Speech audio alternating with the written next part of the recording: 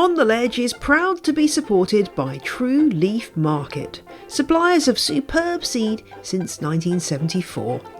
Sowing season is here, and whether you're looking for vegetables, herbs, flowers, cover crops, microgreens or seeds for sprouting, True Leaf Market has you covered. Check out trueleafmarket.com for a superb selection of seeds plus tons of free advice, including their downloadable guides to microgreens, herb growing and more. Get 10% off at trueleafmarket.com now using code ONTheLedge10. That's 10% off with code ONTheLedge10 at trueleafmarket.com. True Leaf Market, bringing the seed you need.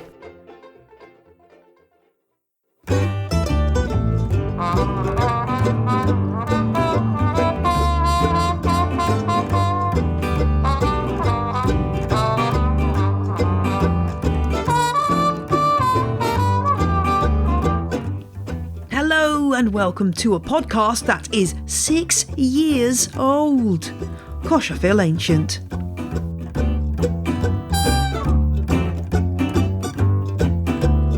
Yeah, I just realised the other day, on Wednesday this week, that it was exactly 6 years since On The Ledge started back in February 2017. So happy anniversary to me, and thank you to all of you who've been there since day dot, and those of you who have joined along the way. You are all immensely welcome. I'm your host, Jane Perrone. And in this week's show, it's the On The Ledge Sew-Along, 5th year of running this particular feature, where I get you to grow houseplants from seed. And I'm going to introduce the Sew-Along this week and chat to UK houseplant expert Joe Bagley about one of the plants that's very, very popular for people to grow for the Sew-Along. And that is, of course, the sensitive plant, Mimosa pudica. Before we get on to that, a very quick thank you for all your fabulous feedback about last week's show, where we heard from LGBTQ plus people about what houseplants mean to them. The response was phenomenal, and it was lovely to hear all your warm, kindly comments about the episode, which of course I take no credit for. That was down to the wonderful listeners who stepped up. So thank you to all of you who helped make that episode so special. Thank you also to a bunch of listeners who've been digging deep into their pockets to help On The Ledge keep going week to week. Darren gave a one-off donation via ko-fi.com, while Wynne and Chloe became legends, and Laurie and Will became crazy plant people, while Megan upgraded from crazy plant person to legend. Thank you, all of you, for being lovely individuals. And if you want to support the show via Patreon, all the details are in the show notes. Alternatively, if you don't have the cash, then just take a minute of your precious time to write a review for the show. I recently realised that you can actually leave reviews on Spotify. You can't say anything, but you can give shows a star rating, and indeed lots of you have done that. So please, if you're on Spotify or on any other platform that offers reviews, please do give the show a review. It really does make a difference. And as the launch date for my book, Legends of the Leaf, is coming ever closer on April the 27th, I promised you a fact from the book in every podcast episode between now and then. And here's this week's fact. It's about one of the 25 iconic species in this book that I profile in depth. And on this occasion, it's Howea fosteriana, commonly known as the Kentia palm. One of those really fascinating houseplants that was beloved of the Victorians, well, the rich Victorians anyway, because this plant was blooming expensive. And I found a report in the New York Sun from 1893 that said that a large Kentia palm would cost $50 in 1893, which is roughly about $1,500 today in today's money. So the plant was so valuable and so exclusive that a lot of people just couldn't afford one, even a small one. So they would just buy cut fronds, which they would place in vases and display to give that image of luxuriousness. I love that. And, it's something we can still see today in the way that people surround themselves with little ciphers of luxury. So there you go. We thought that the trend for hugely expensive houseplants was a new thing, but no, it goes back to Victorian times and well before. There are loads more fascinating facts about the Kentia palm in the book. So if you haven't pledged for a copy or pre-ordered a copy, do go and do that now. It's coming out, should be available from all the usual places, and you can find a link in the show notes.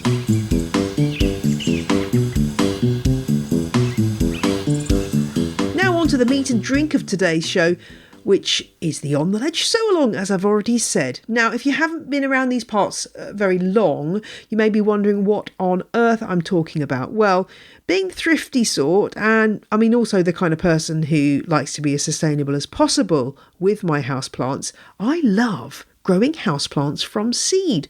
And often when I say that to people, the response I get is, can you grow houseplants from seed? And the answer is a resounding yes, you can. Admittedly, not every single species that you can buy as a houseplant can be grown from seed for various different reasons, but there are tons of things that you can grow as houseplant enthusiasts from a packet of seeds. And there are loads of benefits. It's a really thrifty and cheap way of growing, and you end up with lots of spare plants that you can give away to friends and family. And you learn loads about your plants as you grow them from seed, way more than you would just by buying a mature plant. So it's a fantastic experience that I'd encourage you all to have a go at this year. So how do you take part? Well, it's very, very simple. Everybody can take part. There are no bars to being involved. So if your kind of propagation doesn't happen to involve sowing from seed and you just don't have the time, equipment or whatever for sowing from seed, you can join in with a bit of vegetative propagation instead with cuttings or the like. But if you want to sow from seed, then there is loads of advice available. I will link in the show notes to all the previous On the Ledge episodes covering every aspect of growing from seed, from sourcing the seed to sowing it, the equipment you'll need, what you can try, and specifics about things like growing cacti from seed, growing ferns from spores, and loads more. The main things you need to take part really are just somewhere light and sunny, or indeed a grow light, a small amount of seed compost, which is compost that's specially designed for sowing seeds. It's got less big lumps in it and generally works much better for seeds. Some kind of pot or container, a clear plastic bag, or a propagator. Those are the basic things you need. Maybe some labels would be helpful too. You don't need a lot to take part. Go and look in the show notes for information about where to source your seeds. And my main message would just be to have a go. Some things won't work. Every year I have various packets that do not germinate. Sometimes it goes really pear-shaped. Last year I lost all my succulents because they got fried in my greenhouse while I was on holiday. But I keep going. And I've had some wonderful successes too. So even if you've never sown a seed in your life, this is your chance to get involved. So please have a go, sow some seeds, and let me know how you're getting on.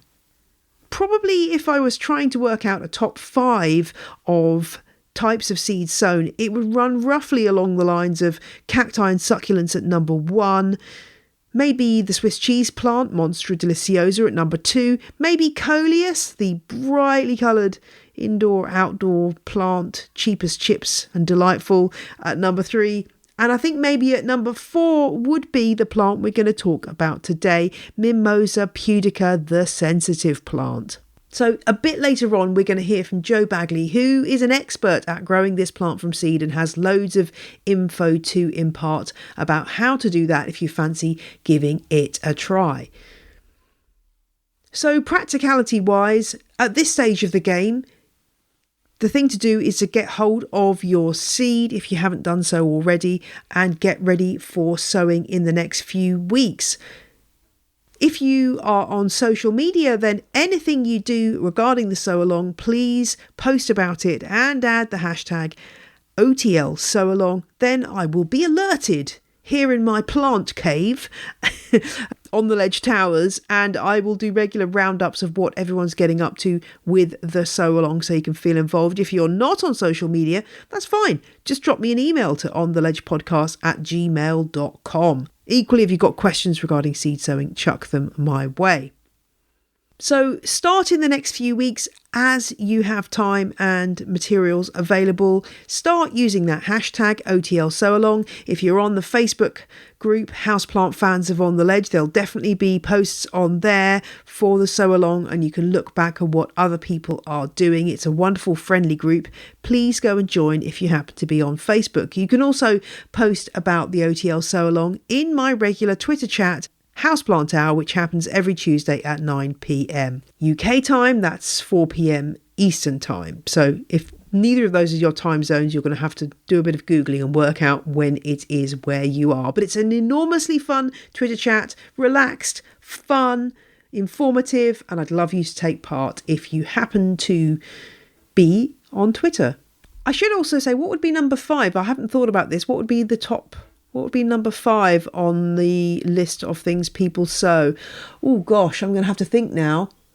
We've said cacti and succulents. We've said coleus, sensitive plant. I guess it would probably be something edible like microgreens or chilies. Lots of people enjoying doing that. And I'm going to be sowing my chili seeds this very weekend without fail.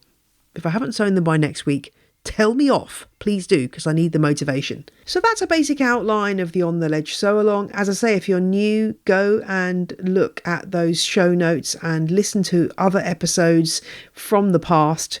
There's a cornucopia of info out there, and in the coming weeks I'll be dropping in snippets of info for you as well to enhance your On the Ledge sowalong experience. I'm also planning to do an epic Twitter thread about growing houseplants from seed. I'll link to that once I've done it too. Now on to today's interview. My guest today is Joe Bagley, the creator of ukhouseplants.com. He's a wonderful chap who is a real houseplant expert who, if you're in the UK, you might remember from Gardener's World, where he showed off his wonderful indoor jungle. So, without any further ado, let's start talking about the sensitive plant. Hello everyone, my name is Joe Bagley. I have a little blog and website called ukhouseplants.com, and I also do some work for BBC Gardener's World, which is a very big show here in the UK. Joe, I think you're being a little modest to say that you've got a little website. Your website is a really amazing resource on houseplants, which I do go and recommend everyone goes and has a look at. Oh, thank you. And it's great to have you finally on the show. We've been planning this for over a year and various things have got in the way, but it's great to have you on the show. The topic that we are talking about today is the plant known as Mimosa pudica. I saw it actually, was looking at various websites and books on this, and I'd never heard it called the shame plant before, but I know it as the sensitive plant, but that's one of its other names. It's a really popular plant with my listeners. Lots of them grow it from seed for the sowalong every year. So it seemed only right to dedicate a whole episode to this plant. Is this something that you have tried growing? Do you like this? Is this one that's in your repertoire? Definitely. Me and my best friend always have a competition who can grow the tallest one, because they grow so quickly. You know, by the end of the year, if you start in March, you usually get about a foot, 2 feet of growth on there. So yeah, it's definitely a plant to recommend. It's really, really good for little kids as well. So if you have kids or you're a teacher, you want to get them into houseplants or just gardening in general, I'd definitely have a look at the Mimosa, because of course they move very quickly and kids like, instant responses to things like Venus flytraps. So definitely recommend them. Yeah, that's absolutely true. If you say to a kid, in about 4 weeks to 6 weeks, it's going to flower, they're like, really? Like, do I have to wait this long? It does provide immediate gratification, which I think probably adults enjoy as well, actually. So do you grow, though, you're growing from seed every year, your competition plants? Yes, so I grow them both ways. So you can grow them from seed and you can get the seeds very, very cheaply online, or you can go to local garden centres, sometimes DIY stores, and buy them in a 12 centimetre pot. They're usually about £5. And if you don't want to be, waiting around for a few weeks before you get a nice little baby mimosa, head along down to the garden centre and have a look. But yeah, both ways are really, really good. I usually buy them ready made, but the last year I did do them from seed, which is equally as fun and even more cuter because the leaves are so small and oh, they're so Do adorable. they still respond at a tiny size? Do they still close up? Yeah, they do. They're not as fruitful as the adults would be, but no, they still do. And the older the plant gets, the more individual leaves are on the little branch. And what happens then is if you have more than 20 leaflets in that the mid rim, then what happens is if you touch the right at the end of the little branch, each individual pair of leaves will shut one after the other, and it'll be essentially like a little domino effect. And yeah, the older they get, the more interesting they behave. But when they're younger, they're not as quick, but they still will shut. Oh, that's really interesting. I've not had a tiny one like that, so it's interesting to see how they respond. And what is this all about? Why are they doing this in the first place? It's not a particularly common reaction or ability in plants to be able to move so fast. I guess really the only other obvious example being the Venus flytrap, or maybe the squirting cucumber, squirting out seeds. But why does the sensitive plant take this approach? Yeah, so they're not carnivorous plants. When I used to work at a garden centre, people always used to ask, "Oh, do they eat flies?" And I say, "No, no, no, no. They're a very delicate plant. They're lovers. They're not eaters." I think it's called the pulvinic valve or muscle, essentially. And if you touch the little trichomes, little hairs on the leaves, similar to the Venus flytrap, then a lot of the fluids will exit the leaf back into the stem, and the stem will secrete a hormone which will rapidly shut or open up the leaf depending on the plant. But in this case, all the leaves will fold upwards. And if the plant is really, touched quite a lot, or wind, or there's rain involved, then the actual branches also will bend downwards. And when the branches bend downwards, it takes a little bit longer for the plant to open its leaves and, become turgid again. But it does take a lot of energy out the plant. So if you want to, have a look at it and have a go, what I would do is video record it. So whenever you have that, urge to touch the leaf and see it shut, just watch the video instead, because the plant will, it won't use all its energy. And a really good little fact is they also will shut at night as well. You don't need to touch them. They will naturally do this, a little bit like the prayer plants. It's quite amazing because they shut before it starts to get dark, as if the plant already knows exactly the moment that twilight's going to start happening and the light levels will diminish. They don't just shut once it's fully dark. They kind of predict, half an hour before it gets dark, which is really, really fascinating. That is fascinating. When I was researching my book, why leaves do that at night time, and they turned out, as ever, there's never a simple answer to these things. It's a really, really complicated answer to do with all kinds of things, mainly to do with complex interactions between predators and herbivores and the plant. Yeah, you realise, well, it's obviously worth the plants putting their energy into shutting those leaves. And top tip to take that video, great idea, because I know if anyone's like me, you just be like, let's do it again. And then your plant's dead the following week. It's not ideal. Yeah, not good. I'm presuming this plant is something that we're not going to be putting outside in the garden. We do need it inside as a house plant because it's a tropical, subtropical species. They are best indoors. You can have them outside, but the only issue is, of course, if there's sunlight on the leaves, that will dry the plant out. If there's wind, of course, the wind resistance will soak up and whisk away all the moisture in the roots, the stem, the soil, etc. So, and of course, aphids would like it because they're quite soft tissue on the leaves. The aphids will think that's a very nice little burger and chips meal right there for them. But you can have them outdoors, but because they're quite delicate, for me, I definitely try and keep it indoors. Some people do give them a bit of direct sun, and I do. The issue is you've got to watch them like a hawk all the time, because as soon as if you miss a day and it's in direct sun, even if it's just a few hours in the morning or the evening, they can dry out quite quickly. It's not like a spider plant where they've got quite thick tuberous root systems that look, essentially like a little potato. They hold the moisture for a long period of time if the plant's underwatered. These little mimosas have such thin roots, thin leaves, thin stems. They need that nice, reliable moisture. But yeah, what I would do is just keep them on like a north or a northeast facing window, and then just keep them moist. And what I do is I'd make a little pebble tray as well. Just get a little plant saucer, put some stones on, fill the water up so that the stone level is just a bit higher than the water level, and then put the plant on top. And that seems to help slow the rate of drying soil as well. I'm wondering whether this might be also a plant that I might put in a self-watering pot or something like that to kind of try to keep that moisture going. Yes, no, you just took the words out of my mouth. Self-watering pots would be really good. If you can get one which is on the smaller side, that's great. If you do buy the little mimosas from the garden centre and they're already in like a 12, 15 centimetre pot, then you definitely repot it into the next size up, because you'll notice very quickly that there are a lot of root system going on in there. You'll also smell, they do have an antifungal property in the roots, so that mushrooms, fungi don't grow within the root space, but they smell really nice. And every time I smell the root system, it sounds really strange, but if anyone's ever repotted one, you'll know the scent. Because for me, I always repot them at the start of spring, and it's like a smell of spring. Like the warmth is going to come for the summer.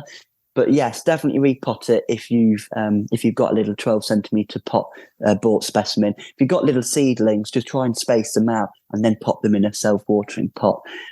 If you can't afford that, or you don't know where to get them, you don't know what they're about, the pebble trick is pretty much just as good. It's just a more classic way of doing that. Immediately, every listeners are rushing off to smell their mimosa roots for that elusive scent of spring. I love that. I've never come across that, but I'm definitely going to give that a try. It's just quite an earthy smell, but it's a nice earthy smell. It's weird, but yeah, there is definitely a smell. It's one of the only times where I smell the roots and I'm like, yes, spring is here, everyone, let's go. Oh, see, I know that you're a man after my own heart, Joe, because the fact that you're smelling roots, like that's exactly what I'm like. I'm be like, okay, I need to smell these roots, check they're not funky smelling, because obviously that's a really good indicator, isn't it, that you've got a problem under the surface. It's actually really worth using your nose around houseplants, but I think a lot of people don't realise that. Yeah, and exactly. There's a lot of, if you grow herbs like basil, for example, you can smell the nice freshness of the leaves, or some types of orchids like the cymbidium. They have nice scented flowers as well, sweet scented. And then, the roots. So, houseplants aren't just visual, and, you don't just have to touch them. You can smell them as well. Probably wouldn't eat a lot of the houseplants, but you can certainly smell them. Absolutely, yeah. And I think it's, as I say, it's using all your senses to really get a sense of what's going on with your plants is absolutely Definitely vital. And I mean, everyone has different assessments of smells, though. I don't know if you find this, but my partner finds certain plants the flowers just don't smell good to him when they do flower, even ones that are meant to smell good. So it's all in the individual nose. Yes. But I'll be interested to just hear from listeners about what they think the roots of Mimosa pudica smell like. We'll find out. I'd love to know, because they do have a scent. I feel like I go insane when I say it, but they do. It's for me, it's the scent of spring and summer. This is the kind of deep information we're absolutely all about on this podcast. So that is amazing. That is amazing. I'm discovering that so many houseplants have traditional medicinal purposes. I always sort of preempt these conversations by saying, don't try this at home. But are there any uses of this plant that people have traditionally used in the wild? Pretty much everything. When I researched all the different medicinal properties that this plant has, the amount of things that this plant was used for over the years, over the decades, over the centuries, it's all sorts. It's gone from fatigue to depression, even piles as well. I mean, I don't know what's in a mimosa for them to do everything. It's like the multi-purpose medicinal plant. You know, everything was used for it, pretty much headaches, everything. So, yes, I wouldn't recommend eating the leaves or boiling them into a soup or something. But no, they did have quite a strong impact, especially in China and Oriental Asia as well. There was a lot of different background information on that. It's weird because they are from the Americas, so it's obviously been introduced to Asia, to Africa, to Australasia as well quite recently, but they were still used for medicinal purposes. So yeah, if you've got piles, and maybe have a look at using a mimosa. I'm joking, by the way. Yes, seek a guidance from your doctor before using this plant. That's what I always have to say. Yeah, there's actually, I don't know what. The mind boggles, but it's interesting to know that there's all these, and I'm sure that, like a lot of houseplant species, probably scientists are just catching up on what it might actually be useful in a modern Western medicine sense. So that's interesting to know. Yes, and they do have thorns, so especially with piles, don't be using that because it would be, yeah, you're not killing two birds with one stone. You're doing the opposite. Double-ended Oh sword. my That's the word. gosh! So yeah, Yeah, good point. it's amazing, absolutely amazing. Maybe the roots were used as well. You never know. Those Yeah, nice smelling roots that could have been used as well. absolutely. When you're growing them from seed, are the seeds those kind of really tiny seeds that you have to kind of hold your breath while you're sowing? How do you sow them? Would it be familiar to anyone who's, say, sown something like coleus seeds in the past? Yeah, they're not massively small. They're a few millimeters in diameter. They're slightly flatter. They're not like a perfect sapphire, but they're a lot bigger than like poppy seeds, for example. So if you breathe wrong, then they'll obviously blow everywhere, off the table, off the potting bench. But no, mimosa seeds, you can see them, you can pick them up. So yeah, you only want to put them around about 1, 2, 3 millimeters into the potting mix, or just sprinkle some fine vermiculite over them when you want to sow them. But yeah, they're quite cute. And if you do keep the seedlings alive over the year, and September, October, November, they begin to produce those really beautiful flowers. Try and have a go at self-pollination on 2 different flowers. Sometimes they can self-pollinate within one plant. It's not often, but if you have lots of them all growing at the same time, hopefully they will different individual plants will flower at the same time. If you try and cross pollinate them, you'll get the seeds again, and you can actually try and do it every single year, which is a really, really good idea. It's a bit like lupins, essentially. Once you get the knack of trying to pollinate them, or if the bugs outside, airborne pollinators, can do that, then you'll get seeds every single year, and essentially you don't have to buy any more mimosas because you'll have a nice little family history of them, a little family tree going. That's a top tip. And are the flowers worth it? I mean, sometimes I always think some flowers are sort of damned in houseplant books where they say flowers insignificant. And you think, well, they're not that insignificant. What are the Mimosa pudica flowers like? Oh, no, they're beautiful. A typical mimosa, to be honest. They're just kind of like a globular pom-pom, a light pink, slightly purpley pom-pom, basically. Very, very delicate to touch, and all the pollen's on the outside. And no, they're really, really beautiful. They only last for a few days. But when they do flower, take photos because they're so intricate and they're beautiful. Definitely take photos of them. There's something quite beguiling about them. I can't quite put my finger on it. Any scent? Do we have any scent to offer? Or well, once you stop smelling the roots. Once I've gone down from the roots, I'll work my way back up to the flowers.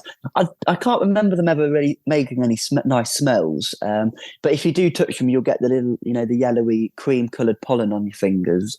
So it's more of a visual thing. But yeah, try and pollinate them because, me and my best friend, we've both done it together. It was the first year we had them, I think, when we were 15, 16, and we did it as a joke. We just thought, oh, let's try and pollinate them, see if they actually work. Didn't think anything of it. And lo and behold, you started getting little seed pods developing. So yeah, have a go. The flowers are really beautiful, but they don't really smell. So keep your nose down at the roots. And do you sow them? Do you need to have some warmth on there? Is this one something where you need a heated propagator to really get them going? Yeah, they're from like the Central Americas, South America kind of area. So they are used to quite warm environments. If you do it this time of year, which to be honest, even now you can grow them. You can grow them at any time of year. If you have a nearby heater or a radiator, just put them in the soil, maybe vermiculite or the another very fine bit of soil on top.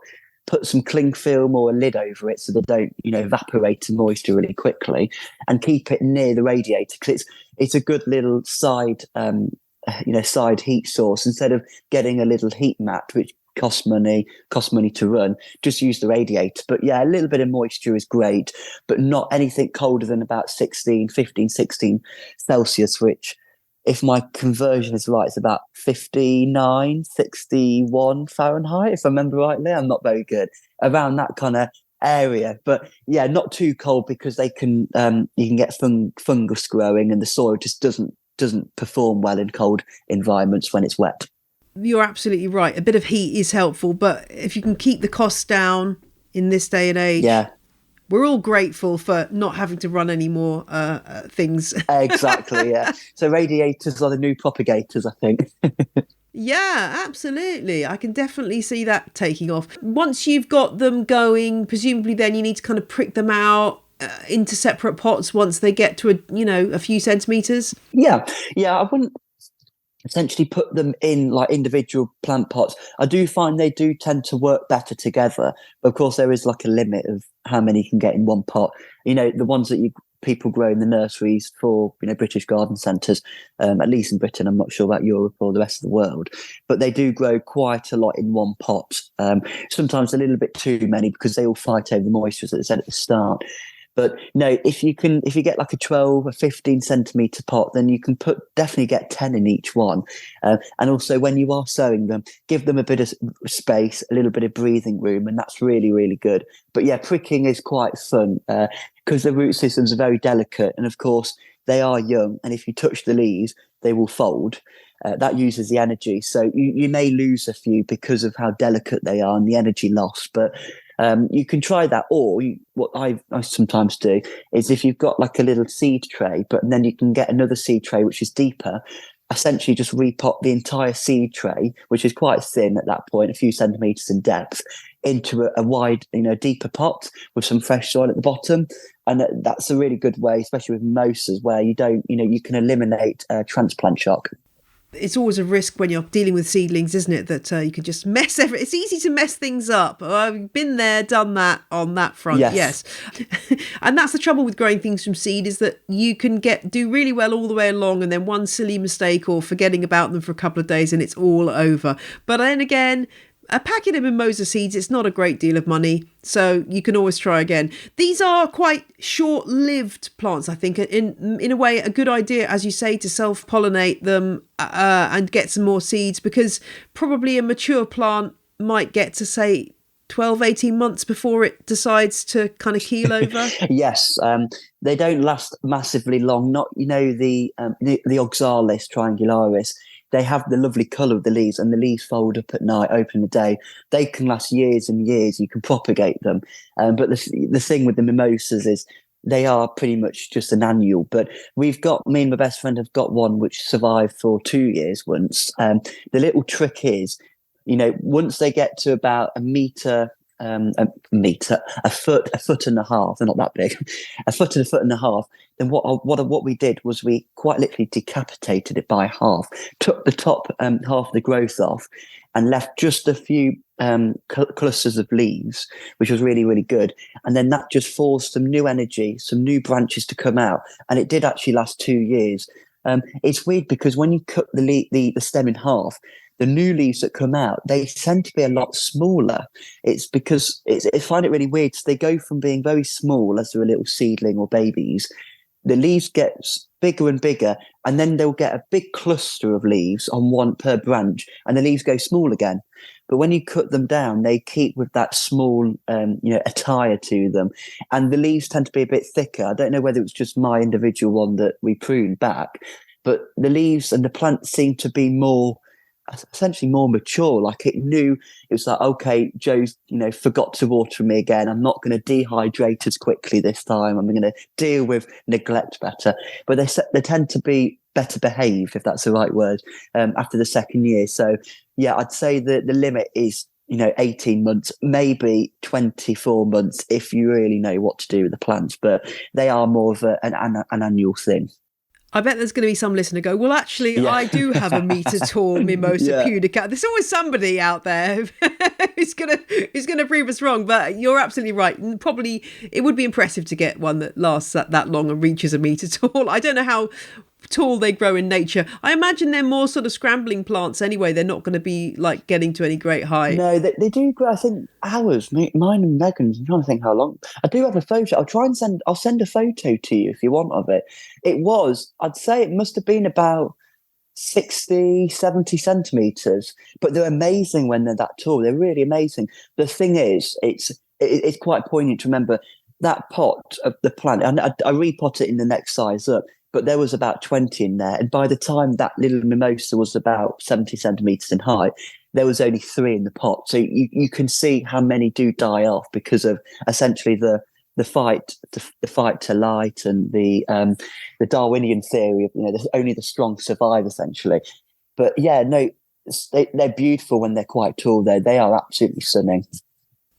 It's a real lesson for us, I think, with houseplants, because oftentimes it's so frequent that you buy a plant in the garden centre and it's not one plant in the pot, it's several. But I think people think it's a multi-stemmed plant, whereas actually it's just loads of seedlings. And so many people are like, why is my plant dying off? And you're like, well, it could go either way. You might lose all of the seedlings because they all get out competed, or you might just have the strongest ones that last. But it's a really good lesson to actually look at what you're dealing with and take them out of the pot and maybe separate them out. Although I imagine with this particular species, because of that fibrous root system, it might be tricky once they've established to try to tease out separate plants. Yes, with the root ball, I'll essentially tease half of them out, so it's 2 semicircles of root balls, and you do get that lovely smell again. I will say that, but you can tease them apart, but you do lose a few, and it's difficult. As long as the soil is moist, that's pretty much the only thing you can do to limit transplant shock.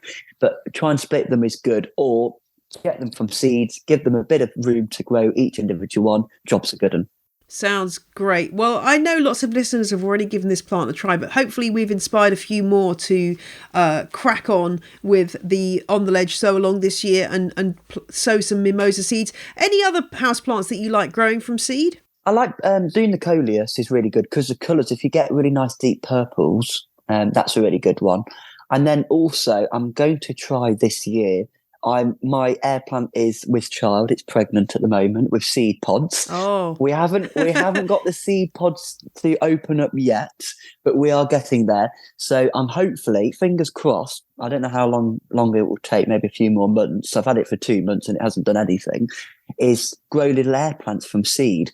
Obviously, it's going to be quite strange because you don't grow them in soil. So I'm going to try the cotton wool trick, keeping it wet, sprinkle them on top, and then put like a little lid with a few holes in. See if that works. But yeah, that's my next project. But things like basil, for example, and herbs. I do like trying to grow stuff from herbs. And there is one funny thing I do is I sometimes get Hello Fresh, which is like you get like a little box of recipes of ingredients, and you'll always get like the peppers and the apples and stuff. What I do is I take all the seeds out and I sprinkle it in nearby pots around the house, and you get little pepper growth spurts coming up. It's just quite fun, actually.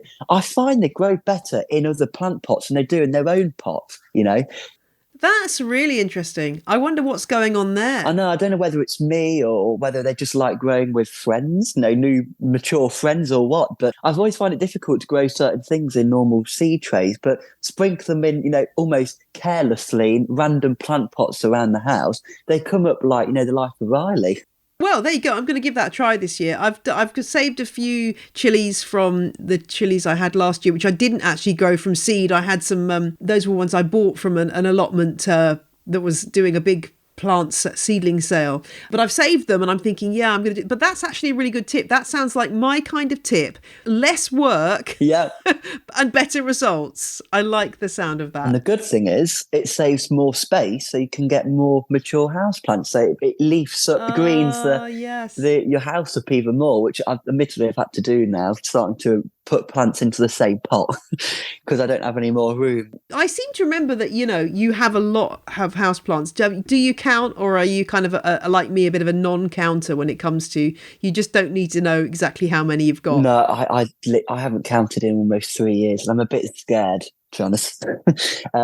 But no, there's a lot. And upstairs, downstairs, it's more empty. Not empty, but it's more of a living space. Of course, if you're bringing friends, family around, for example, or the postman drops a parcel off, and he looks into your house and he's thinking, gosh, it's like blooming Kew Gardens in here. How do you live?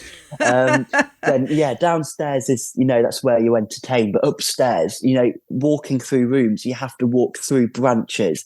I live opposite my grandmother and she owns the house. And she's been quite annoyed with me before because it's like trying to break through the Amazon, getting upstairs. The funny thing is, my house is the opposite, really, in that all the plants are in the living areas, and I have very few plants in my bedroom, mainly because there's very little, there's no windowsill in my bedroom, and there's just nowhere really my bedroom is quite relatively small. My daughter's got the big bedroom, lucky child, so she's got a big Homelomena in there and some other plants, but there's not much room in my bedroom. And I have had plants in the bedroom before on a shelf above the bed in a previous house, and I've been banned from doing that because I basically had a nightmare, literally jumped up and started grabbing the plants above the bed and chucking them on the bed. So yeah, I've been banned from having plants by the bed, which is actually fair enough, really. But yes. Yeah, everyone has to find their own best solution to these issues. But it sounds like your house is a delight, and I'm sure that lots of listeners will be inspired to be giving the sensitive plant a go this year. So thank you so much for joining me, Joe. No, that's okay. No, mimosas are really good. It's one of the first plants I ever grew, so it's got a very deep place in my heart. But yeah, no, they're really fascinating plants. They're not the easiest, to be fair. You do have to mollycoddle them a little bit, keep them moist, but they are fantastic. If you keep them alive, they are a talking point. And if you have any kids in the house, definitely show them what they do. Maybe before you buy them, show them on YouTube. And every person I've showed, even adults, it lights their face up seeing them shut, especially as they mature, and each individual pair of leaves shuts like a domino effect. So definitely go out, go to a garden centre, see if they have them in. It's usually March, April time when they come in, or get the seeds online because they are fantastic plants. Thanks so much, Joe. I'm in complete agreement.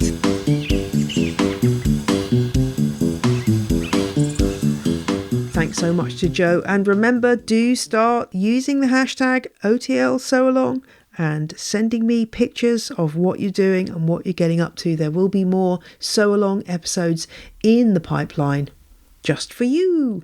No question of the week this week, but a Q&A special is steaming into view. So if you've got a question for me, do drop me a line.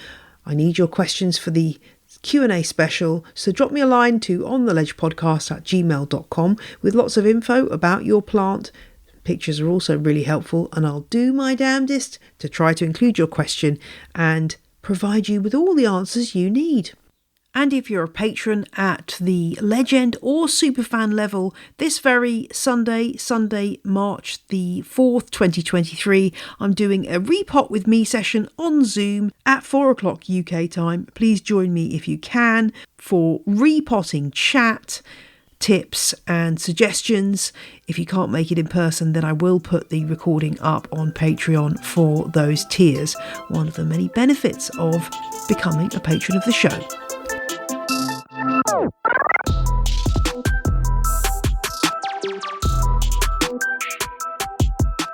That's all for this week's show. Thank you so much for joining me along these last glorious 6 years, and let's hope for many, many more episodes.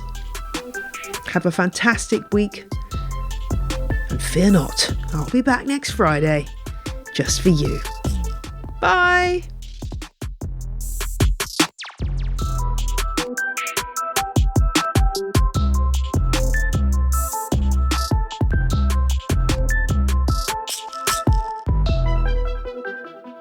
The music you heard in this episode was Roll Jordan Roll by the Joy Drops, The Road We Used to Travel When We Were Young by Komiku, and Whistle by Benjamin Banger. The ad music was Whistling Rufus by the Heftone Banjo Orchestra. All tracks are licensed under Creative Commons. Visit the show notes for details.